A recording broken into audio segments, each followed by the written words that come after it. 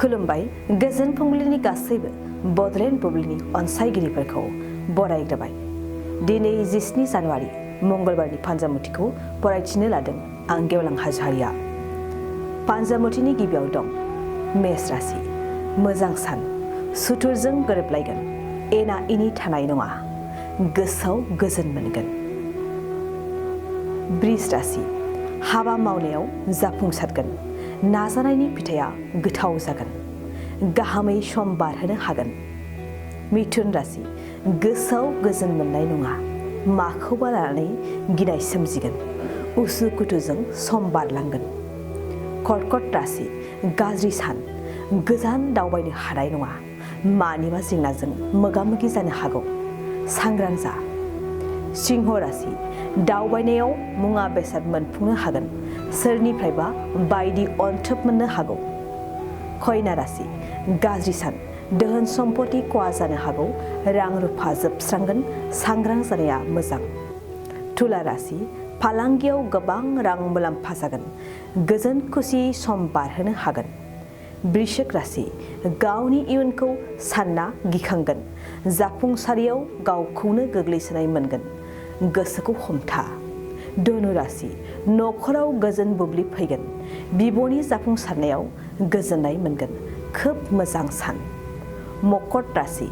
मोजां सान, खामानि मावनो गोदान खाबु मोनगोन, थांखिया जाफुंसारगोन। कुम्भ राशि। नखराव दावराव दावसि सोमजिगोन, बिसि फिसाय गावस्रालायनो हागौ, एसेयावनो रागा जोंफ्लांगोन। मीन राशि। मिथिस्लाब मोनै जाथायजों मोगा मोगि जागोन, जाथावनाङै जाथायफोर नुजाथिगोन, सांग्रां जा। दिनै सानसेनि राशि फरायथियाबो एसेनोसै। आसा खालामो नोंथांनि दिनैनि साना मोजाङै मोजां थांगोन, बेखौ बडलेण्ड बुब्लि नखरनिफ्राय मिजिंथिबाय। गोजोन्थों। गोसो गुदुं गलादारफोरनि थाखाय मोनसे मोजां खौरां।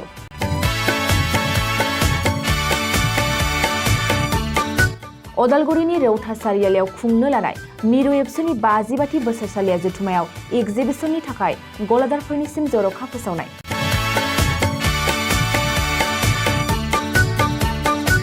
फैगौ 2023 मायथाइनि 26, 27, 28 आरो 29 जानुवारियाव खुंनो लानाय मिरु एबसुनि बोसोरसालिया जथुम्मायावनो बायदि रोखोमनि मुवा बेसादफोरखौ दिन्थिफुंगोन एक्जिबिसन।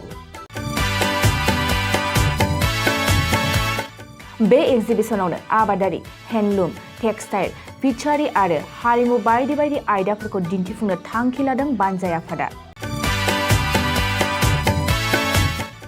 बेनिखायनो गोसो गुदुं सुबुं एबा गलादारफोरा एक्जिबिसनाव गला होफैनो हागोन आरो गला होनायनि सोमोन्दै आबुं बाथ्राखौ मिथिनोब्ला नैबे मबाइल नम्बर 9365245137 आव थोंजों सुलाद लानो हागोन।